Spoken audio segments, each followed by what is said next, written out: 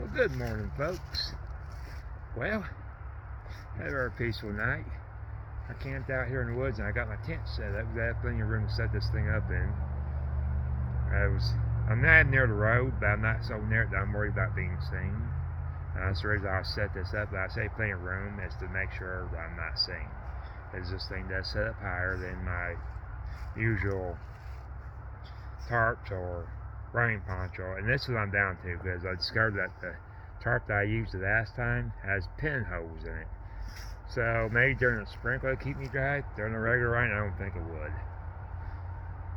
So it's been used. This is an old tarp that was given to me. It's been used for a ground tarp, and that's why I never use my tarp for ground tarps. That's going to happen, or even rain poncho, because that's going to happen. If you don't want to be waterproof no more, well, go ahead and use it for ground tarp.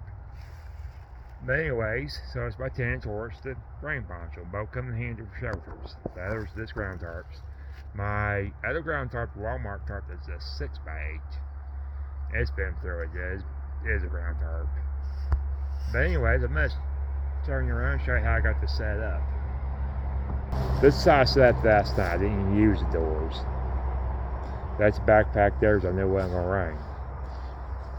And that's that hanging there because I did have to kind of wipe out the floor because when I first rolled this up, and I probably shouldn't have done that, but I was ready to go.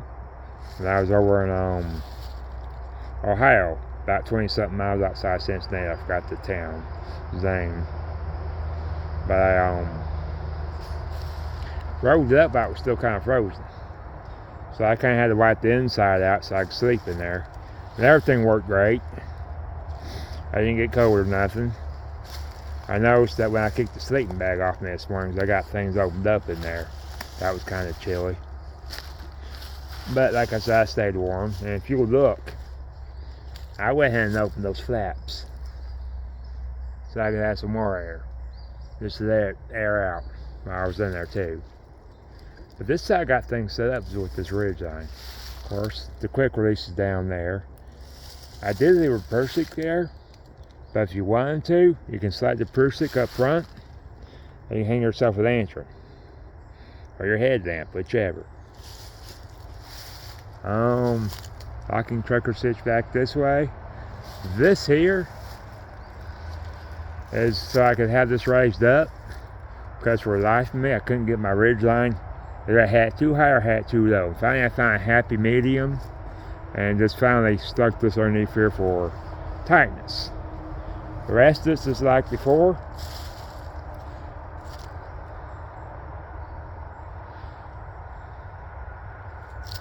Just like that. Using sticks, just don't let them get them tight.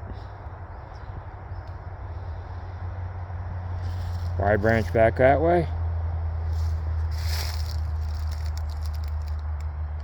So I've discovered that when I'm using this thing, some people may have luck with it, I'm not. Like I said, this one's just right here. But I still don't way I can get those out there tight. And I got my flaps rolled up. Let me get back there. I got my flaps rolled up. This one I rolled up inside of it. Actually, it might unroll them staked down there. I don't know yet. Might do it like that. But I got this one staked here. But when you roll them up, you just roll it up right here. Just like with the tent door. And I don't think I really have to worry about rain getting in there like I thought I did. Just because that's the way it does that. That's basically how I got everything. So I got about 50-something more miles from I'm in Florida across the state line on Highway 27 at least.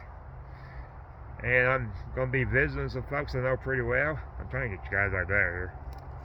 But I know pretty well.